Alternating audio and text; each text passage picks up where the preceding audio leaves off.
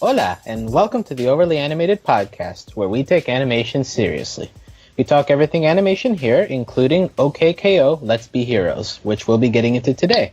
I'm Alice Bonilla, and today I'm joined by Michelle Anderer. Hello. And Steve Zec. Hi. And today we'll be getting into the latest episodes of OKKO, Let's Be Heroes. Primarily the 8 episodes that have aired over the past 2 weeks, from We've Got Pests, so all the way up to Plaza Prom. Last time we talked a little bit about our general impressions with the show. So this time around we'll be focusing more on maybe specifics of new plot points that have been brought up in the show, if it's been improving or what changes have we noticed, and just how we feel about the show now that it's gotten even further into its first season. So me and Steve gave our general impressions of the show up to the first 14 episodes. So we'll start with Michelle here, since you haven't given your opinion yet on the show on the podcast. How do you feel about OKKO just as a show in total? I warmed up to it a lot. I think especially the last 8 episodes I thought were pretty strong. And I definitely like the direction the show is going. I got so many weird Ash vibes from KO right off the bat, and his voice sounds I never watched Pokemon, but I saw enough of the movies and I was like, oh, this sounds like Ash a lot though, which I'm completely fine with. I think that's awesome. I really like all the main characters. I think the person I'm lowest hype on the main crew is probably Mr. Gar, but that's because he hasn't been able to do much except for go off and have adventures and be a little mysterious about his past, and also hit on KO's mom, which is kind of great. But hopefully we learn more about him. But I think Enid's awesome. I really like Radicles. I really like Dendy. I feel like she might actually be my favorite character so far. Yes, join the Dendy bandwagon. Dendy's so good! Her voice is so good, and her, mannerisms are so amazing and great, and, and she's so, driven by logic, but also kind of awkward, and it's amazing. Yeah, we all love Dendy here. Yeah, we gushed about her, for 10 minutes on last pod, but this time around awesome. we won't be able to talk about her much because she only appeared, once. Yeah, I know, that's sad! I was hoping we'd see more, but I guess they're trying to flesh out some other characters.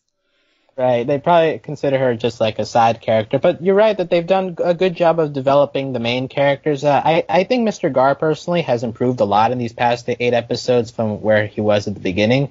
Also, I think Enid's still amazing. Yeah, pretty good. Rad, I'm more in the first couple of episodes. I'm warming up to him a little more too. Yeah, I wasn't crazy about him right off the bat. I was like, wow, okay, calm down, dude.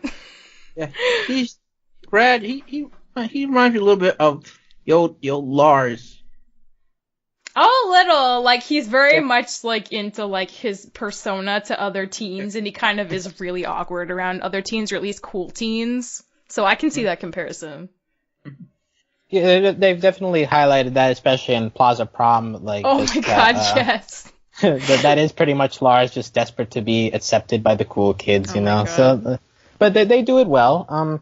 And Steve, in particular, how do you feel these episodes compare to the earlier episodes we talked about last time? Do you think they're a stark improvement? They're about the same? How do you feel? Actually, I think they're vast improvements.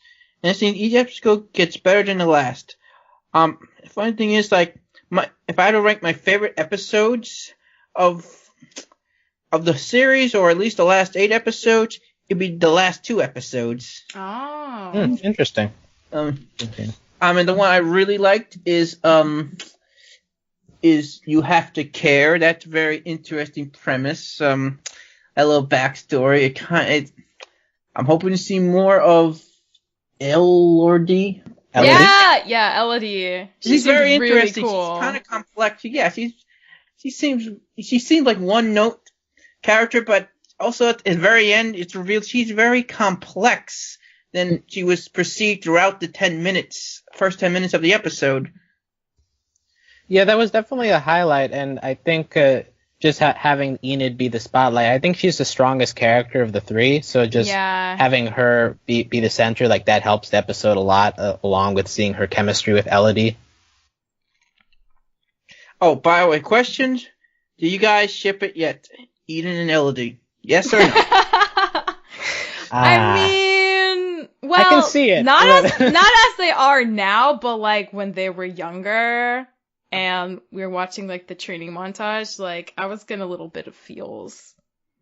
But yeah, and I did think when I first saw the beginning of flashback, I pretty much thinking she's scouting her to find out to see her moves, see what it was, and it turned out I was right because it seemed pretty obvious what she was doing.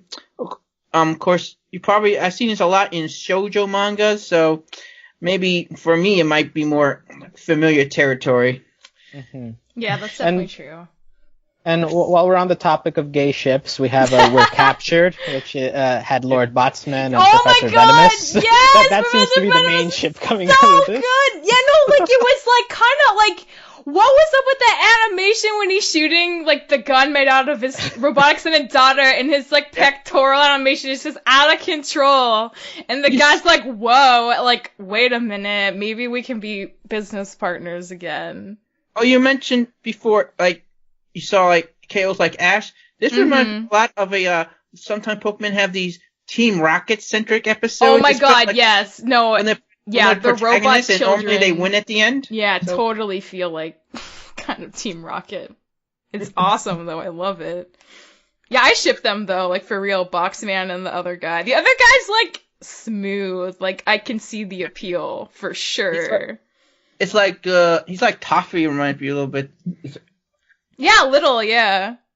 Yeah, especially how we were comparing Lord Botsman to early Ludo in the first Oh my god! podcast, so no, that's totally founded, yes. He's like such a bad villain. He's just not good at it. But the two of them together are like a nice balance, right? Mm-hmm. Yeah, let's see what his name is. Professor Venomous, that's his name. Right. That's a good name. And his assistant remind me of Aquamarine.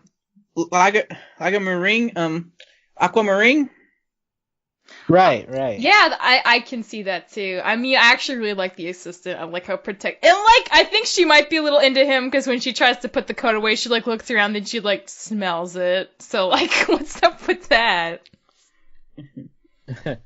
So I think that episode really stood out, and I guess that will help us to transition here. So far, we've mentioned We're Captured and You Have to Care as like some episodes that stood out. Were there any ones that we haven't mentioned that like were really prominent to you or really made a stark improvement on the show? Do you feel? I think anything mentioning the mysterious past of Mr. Gar and Carol.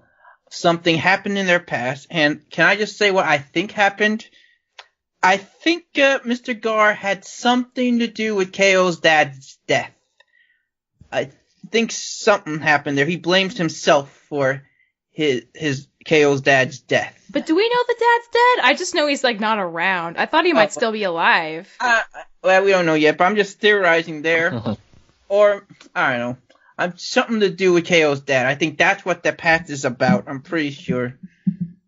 Yeah, definitely Face Your Fears dropped a lot of lore compared to other episodes. Yeah, for sure. And it is that entire Mr. Gar's fear scene is very interesting because you also have another hero from Point, which has been brought up a bit more often in these past couple of episodes, like the famous superhero team in this universe. Yeah. And the fact that Carol and Mr. Gar used to work together. We have that stupid sandwich gag. You just keep popping up over and over. And then Carol was like riding it in like the game sequence. It's just like, what's so important? Well, it was Mr. Gar's sandwich because she's like, why did you bring the sandwich? And he like dropped it, I guess. Which makes me wonder if he was one of the two people who exploded the donut shop we see like 3 times in the same flashback.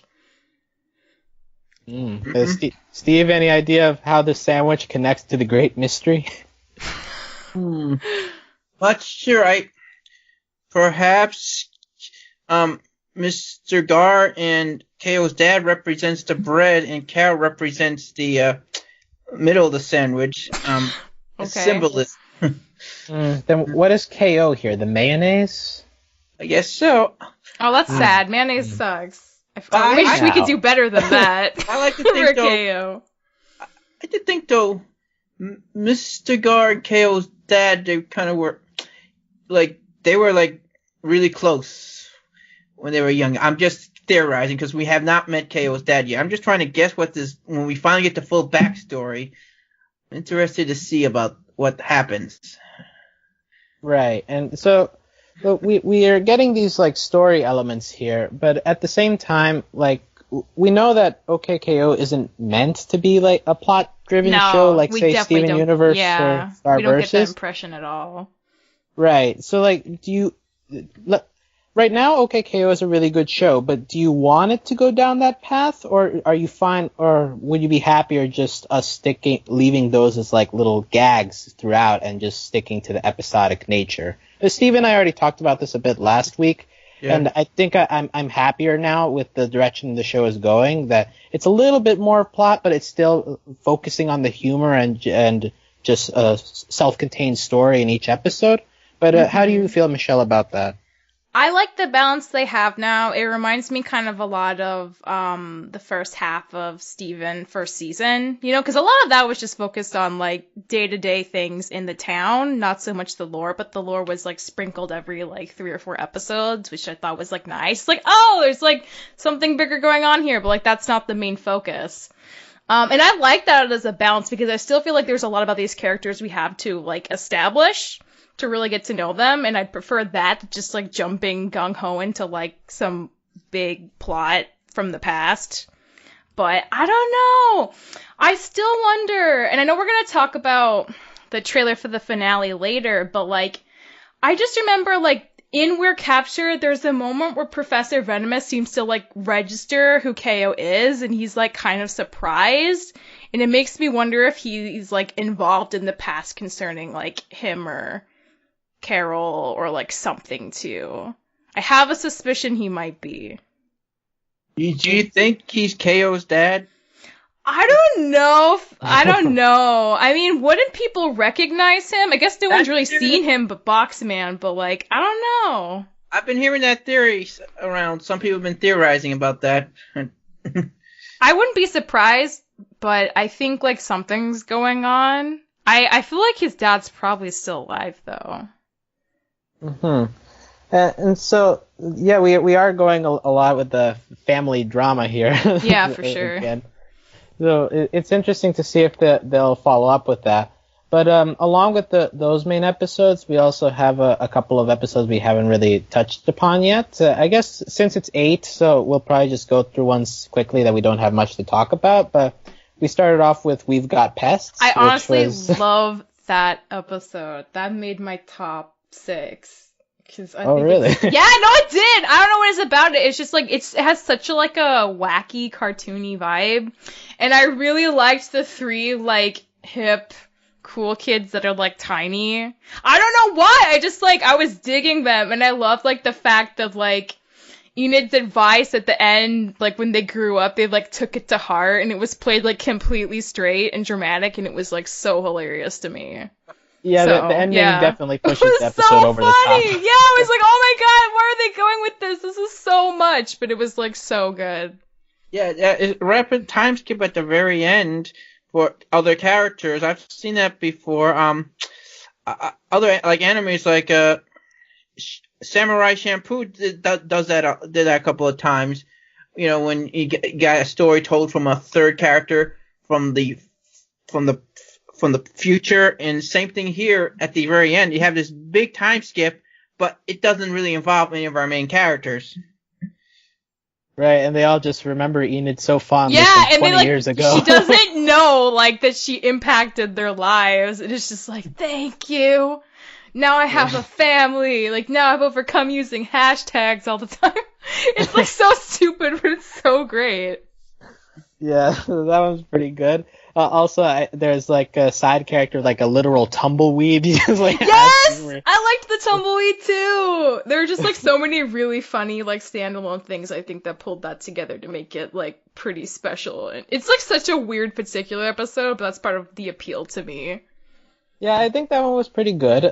Next one we have what I think is the weakest of this batch, Legends of Mr. Gar. It's like the 3 flashbacks of how they view Mr. Gar, including Crinkly Wrinkly at the end, making his first major appearance. Any thoughts on this episode, or what you came out with it? I love the theme song, Mr. Gar theme song. That got stuck in my head for a bit. It kind of wore out its welcome after like the third time. That's kind of how I felt, yeah. Well, that's what makes it so funny. It kept doing it. It just... a little catchy. I understand. It's not really a great theme song, but it's just that it's just so one note is what's part of the joke. Right, It's in your head. Other than that, it's all right. You can skip it if you want. Yeah. Also, admittedly, Keith David doing narration as Crinkly Wrinkly is pretty good. Just Mr. Gar basically being God. Yeah, that. Oh wow. Yeah. I want to get more hyped on Mr. Gar, but I kind of don't care about him yet. But I love how the Boxman has a connection to his past too. I love to see young Boxman. Young Boxman actually I thought was pretty funny. Like as a boy in his weird little boy getup from like looked like the 1920s or something. That was pretty interesting. It's like what? Okay, this is happening. That's fine. Although, if we're to believe that this is actually a true story, it kind of kills our hope of Lord Botsman having some kind of tragic backstory. It's just, he was always evil. He got knocked over and he got really mad about it, so he built a store. Yeah. So, yeah, that one is I think a miss, but it still has some funny moments. But then we move on to Know Your Mom, which I think is a good bounce back. We have the Cactus Man voiced. Oh my god. Succulentus, voiced by Jonathan Davis of the new metal band Korn, and we have a lot of new metal jokes in this. So many. Somebody compiled them, and I was like, "Oh my god, this is a lot." It was like every other line was lyrics, which was pretty amazing during their battle sequence. I think my favorite just at the end is a coffee would really wake me up inside. Oh my god, yes! Like even if you couldn't catch the other ones, everyone's gonna get that reference. It's such a meme now. Yeah. This is also the first episode we didn't have anyone else from the Plaza. None of the regulars. That's true. That's true, focused, yeah. On Carol, really, which I guess she hasn't really had a main episode up to that point, right? Mm-hmm. Yeah, it's like a Steven Universe episode without the crystal gem. It's like that. It felt like that. Like.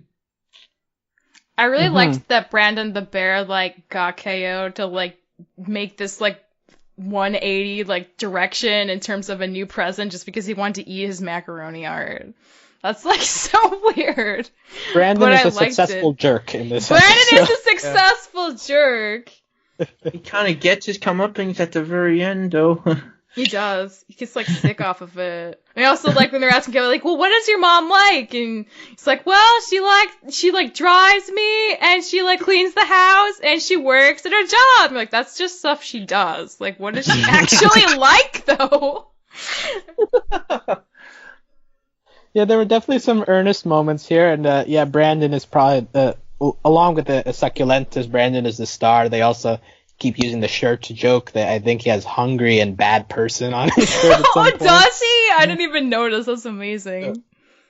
So, yeah, so Know Your Mom, I think, is really good. We're captured. We've already talked a little bit about it with Botsman, but just this whole, trope of, I finally captured you, but I got other stuff to do. That was, when he says, outright, I think I, overbooked this. I have this prior engagement. It's my bad. It was, I thought that was pretty funny. I thought it was a good reference to the old Batman TV show, live action show from the 60s. Remember how, at the end of each episode, part one, it always ends with the Batman and Robin in a elaborate death trap, and the villain most of the time would always leave. And it's can our heroes get out of this one? Yeah, I feel like all goofy superhero shows have used this at some point. I really liked it because it does make fun of that trope. Yeah. And Professor Venomous, I honestly do like him a lot. I want to see more of him. Yeah, I really hope so too, because he actually does give off a little bit of a threatening vibe, something that Botsman doesn't. So we need that in this show, I think. We need higher stakes than Boxman. Also here, I really want to praise the music because it's Italian music, but then it morphs into battle music while still keeping the Italian chef vibe sort of thing. Oh yeah. Just the music in this entire show is always amazing, but like that piece really stood out to me while they're throwing pies at each other. That was so great. And honestly, like the robot children are growing on me too. I'm starting to really like them. Yeah, and I also love that they actually got a win. They won. I mean, Boxman won for once. He could have took the stakes down. He didn't kill him, but he kind of made them defeated. At the very end, Ethan said, "This is defeat." Yeah. And I love the Boxman children too. They're adorable. They're like, 'cause they just want attention. They want their dad's they just love. want to go to the dinner too. They want praise.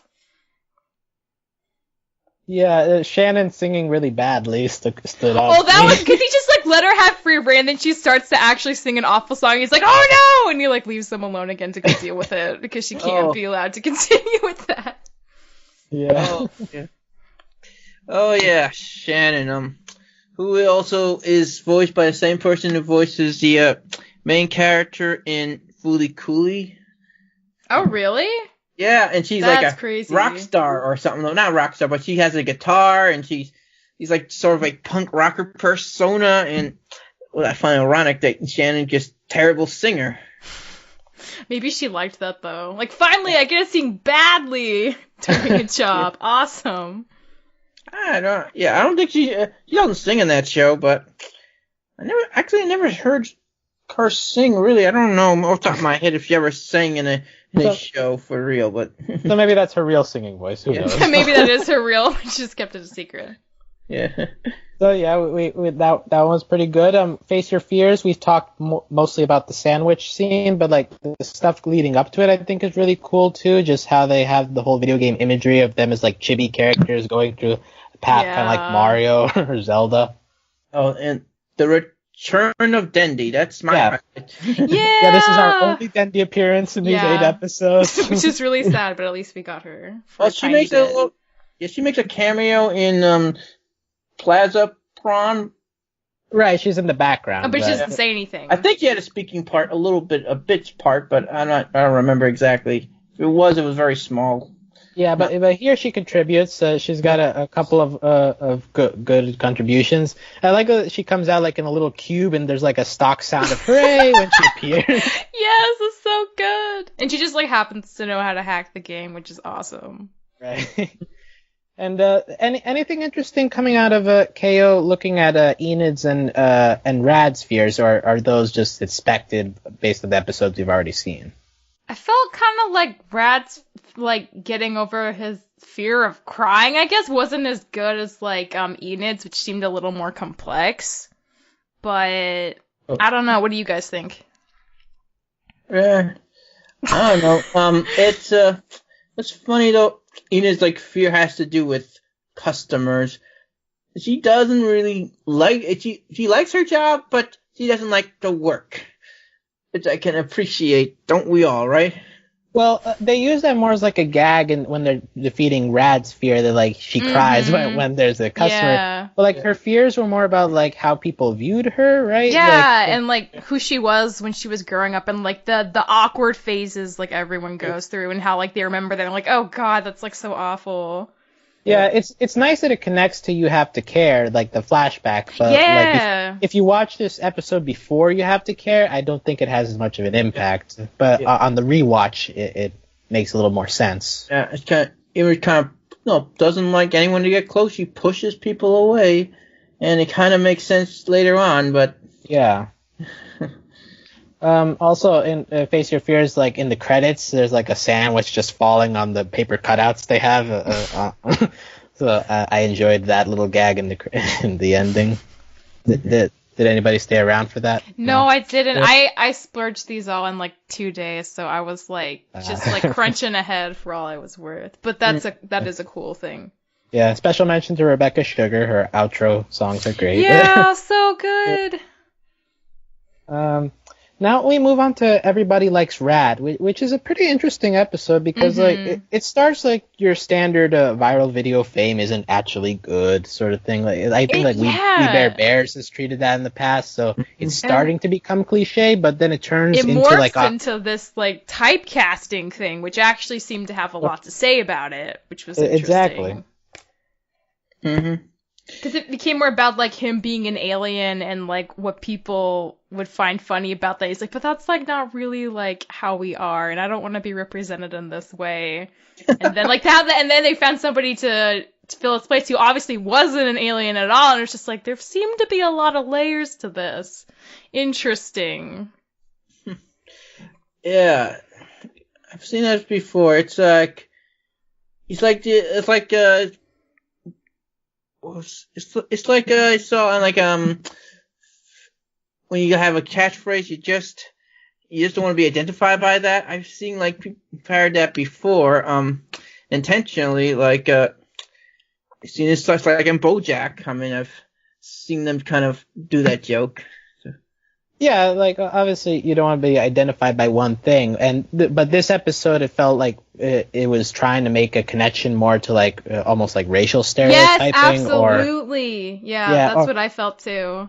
Or like movie tropes, because also there's that moment where the Hollywood director is like, we have the beautiful woman and the strong beautiful woman, and it's just the difference. But they're just holding a gun, and one's not.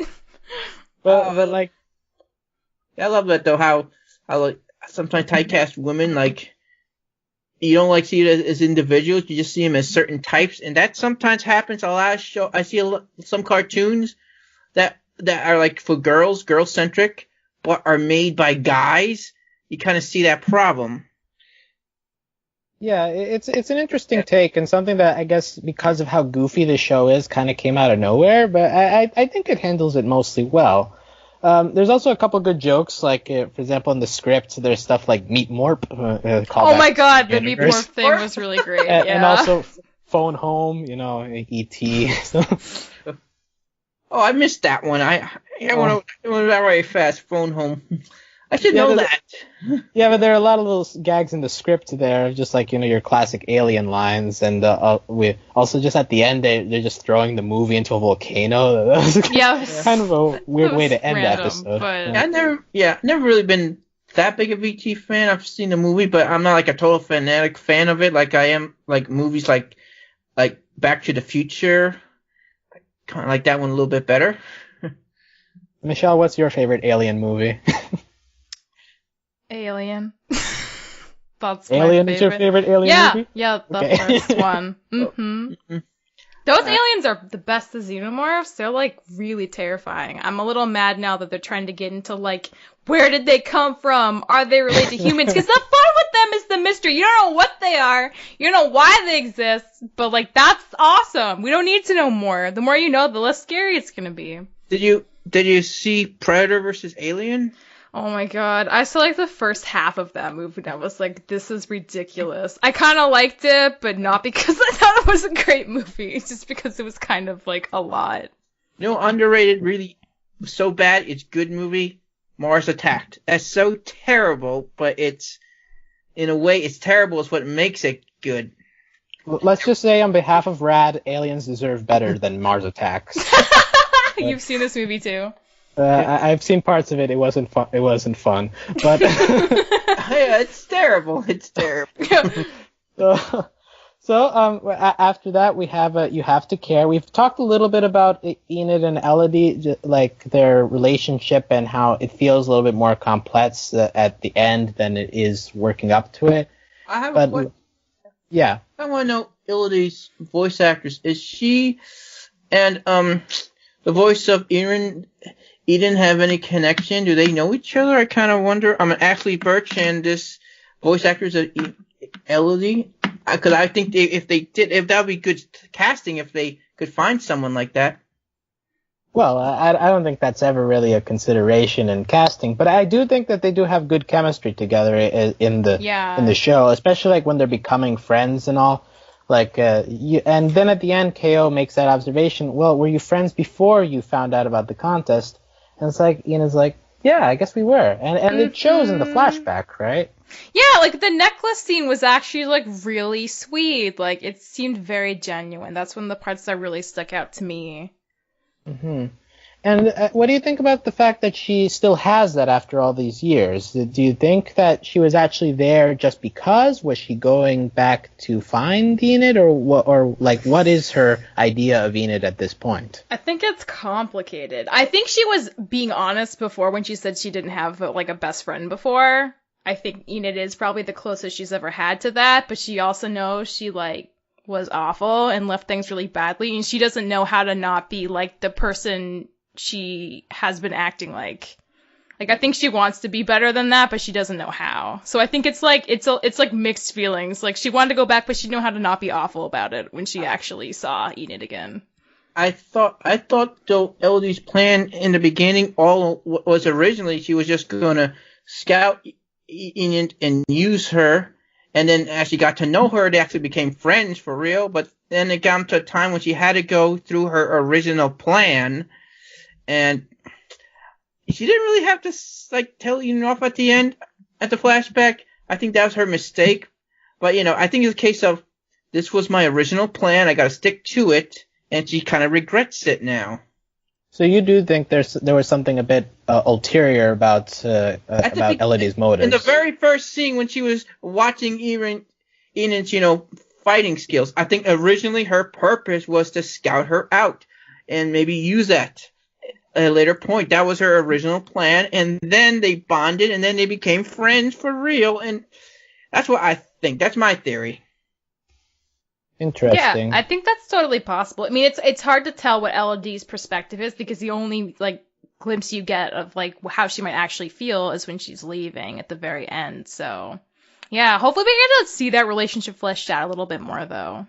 I hope to see her back again. Maybe at some point they have to maybe be trapped in a place or something and have to talk this out.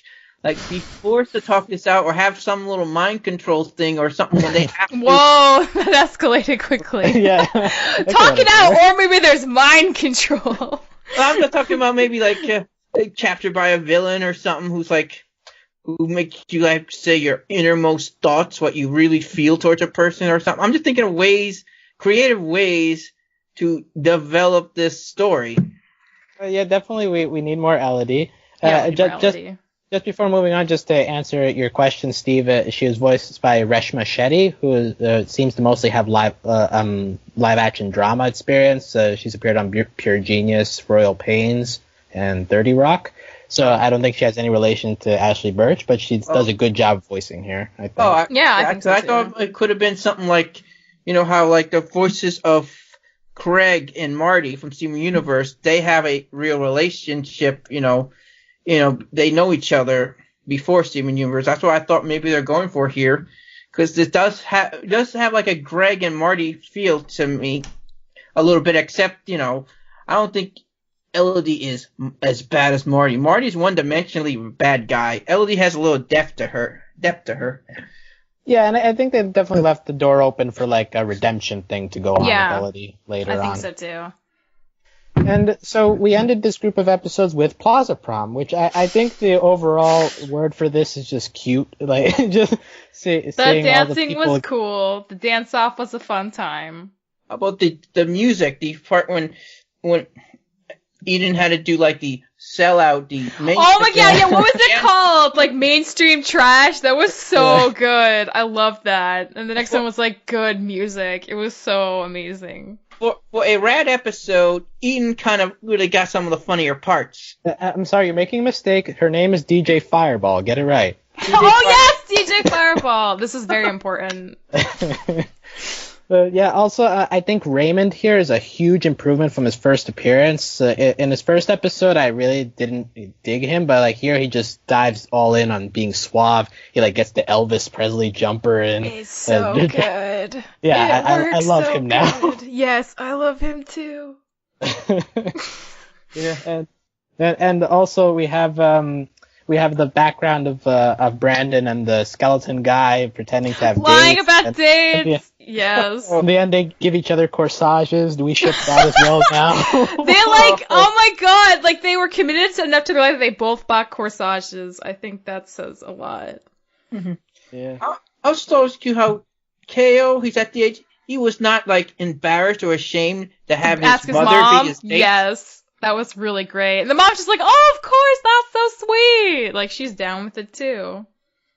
And also, speaking of Carol, Carol and Gar finally have more than 2 lines of dialogue to each other. Oh, it was so sad when he only knew how to say one line over and over, and she's like, are you, like, okay, dude?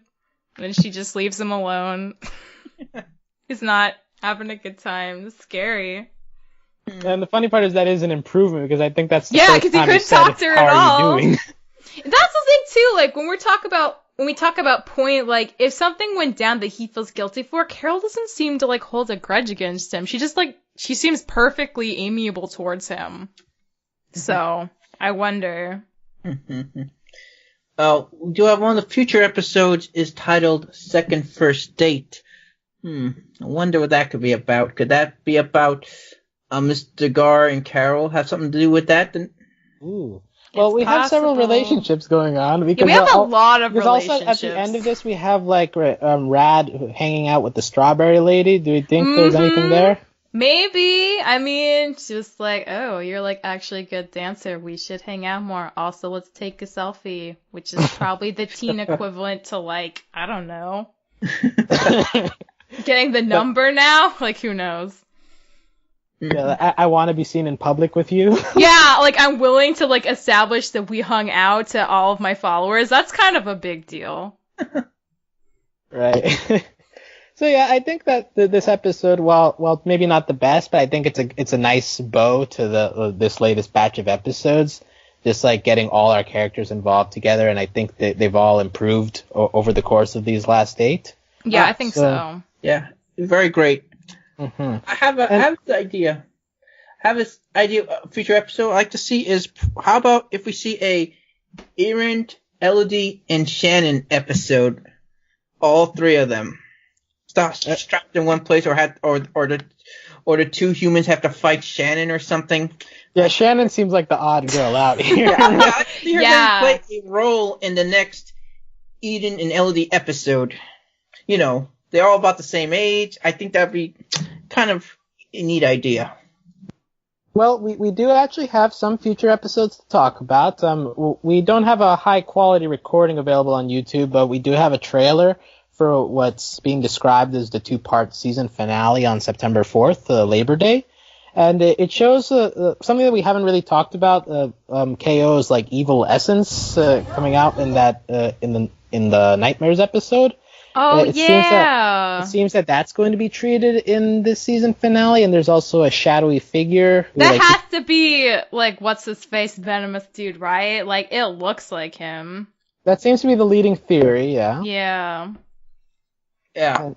I kind of see you go, my theory is if he would tell KO that Mr. Gar had something to do with whatever is responsible for his dad's disappearance or something, and that might just set KO's darkness out of him. You have to wonder, because we're so soon into the show. Do you think that we're going to dive right into this, or is this going to be like just another little detail that doesn't really affect KO that much beyond this episode? Yeah, it could be something that they like bring up for like us as an audience to be aware of, but to not have like a really big focus on it till much later in the next season. And it's probably just a teaser of what could happen down the line. It's a little early to really get into the main plot, if there is one. Right. So, but yeah, it does look like while it's still staying episodic, it does feel like they're diving into plot elements a little more than they were in the first 14 episodes. So that's definitely a good hook for us to keep watching, definitely. And also, along with that 2-part season finale, according to TV listings, it seems that we're going to have 2 other episodes on September 1st. Second First Date, as Steve mentioned, and One Last Score. That could be anything. But yeah, so we still have a couple of episodes to go before we wrap up this season. But I think we all agree, right, that OKKO is improving, I think, by the week, I feel. Yeah, it's definitely getting stronger. Mm-hmm. But like, do you think it can ever get to a point where like it surpasses, say or it enters the top tier of animation that we cover here, like Steven Universe, Star versus Adventure Time? Do you think it can ever get to those levels in this style, or is it just going to be like a fluffy show that we'll have fun watching, but doesn't really have that much in it? I mean, I think that's such a relative, like, I feel like when we on this podcast tend to rank shows in terms of quality, we really like things to, like, you know, be kind of deep on some level and to have like an overarching plot. But like, not every show wants to do that, and I don't think every show should do that. Like, to an extent, like, that's kind of why I liked Adventure Time. It wasn't super concerned about that kind of thing for a while. It just like was its own thing. So I don't think it'd be fair to say like it's not as good based on that criteria alone, but I do think it seems pretty comfortable like just being fun for the sake of being fun and like developing its characters outside necessarily of plot related stuff. So I don't know. I like it pretty well. It's funny you should mention Adventure Time. It's just the show I was thinking of. I'm thinking probably a better comparison would be Adventure Time than like Steven Universe or Star. Yeah. Yeah, because Adventure Time took a lot longer to introduce like serious plot elements, and like those first 2 seasons, I think, were pretty much in this style, like very fun and not really concerned with advancing like universe or lore or like things like a that. Deeper like connection. Yeah. Uh-huh. But it was a fun show, and I agree that this show's entertainment value is really high right now. Like there are very few duds in the episodes that we've covered so far, and I think there are laughs in pretty much every episode, no matter what. And I like the style. Like, it's hard to really like describe the vibe sometimes as it changes, but like it just like feels like such a cartoony cartoon in a way I've kind of missed a little bit. So I really like that about the show too. Yeah, I just wish the animation was a little more consistent, but other than that, it's great. And it's interesting because I think for some that's part of the charm, the fact that it's not consistent. I right? like that it's not consistent. So, like, it is a unique look, and I think one that I've gotten used to. And the first couple of episodes is a little wonky, but I think right by now, like, it just fits the tone of the show as a whole. The fact that it just bounces all over the place with it, how it looks. And there's so many side characters that I honestly think are like pretty funny. Like, there's a lot of them already. Oh, well, as long as we get more Dendy, I'm fine. Yes, more Dendy, and more of that cool like girl gang. I like them a lot too. I agree. I love all the characters, but Dendy especially. Obviously, maybe no one's disagreeing with that. Dendy is like fave. I would see Dendy maybe accidentally do something that causes conflict. You know, like an accidental villain. Steve working hard with the future episode ideas. Good. Oh, man. Serious question about Dendy, though. Do we think Dendy is going to be, like, the Connie of the show? And by that, I mean, is she going to be, like, KO's, like, developing love interest / best friend? We talked a little bit about this last week. I think that they can head in that direction, but, like, it not for a while, because right now she just enters to be, like, technology person, but Steve, you talked about like there being a jealousy plot coming later. Yeah, maybe. I can see her doing. I hope not. Those are so tried, and we've seen it so many times. Do we really need that? I feel like Dendy's above that kind of silly trope. The one thing I have to question though is Dendy. To me, Dendy looks a lot younger than KO, so I am not sure exactly. They're in the same class, though. They're in the same grade. I know, but she's smart enough. She probably could have skipped a few grades, I'm just saying. Yeah, she probably could have. For whatever reason, she didn't. But, so hopefully we'll see more of KO, Enid, Rad, and Dendy, hopefully, in the next couple of episodes of OK KO, Let's Be Heroes. And you'll be able to hear more about this show as it continues to develop here on Overly Animated. You can find out all the info on this podcast at overlyanimated.com. You can support us via Patreon at patreon.com/overlyanimated. We want to give thanks to all of our current patrons, especially our patron of the podcast, Mitch, a.k.a. Fever Mitch. And thanks as always to our Patreon executive producers, John, Ryan, Steve, Andy, and yours truly. So, any final thoughts before we leave here? Excited for Labor Day. Oh, just give me more Dendy and more Elodie, and I'm all set. Also, coming soon, next week or two, the next Little Witch Academia podcast coming up. Just want to give that a plug. So. Okay, good. Well, Good plug. Maybe with the anime influences, there might be some crossover. Who knows? Definitely. We're gonna keep following Little Witch Academia. We'll keep following OKKO. So thanks for listening, guys. And DuckTales too. And DuckTales. And Steven Universe and Star Wars and the Forces of Evil and BoJack Horseman and Rick and Morty. Oh my god! Every show. So many good shows! I'm so happy. Yes. So we'll cover all of them, and thanks for listening, guys. We'll see you next time. Adios. Bye.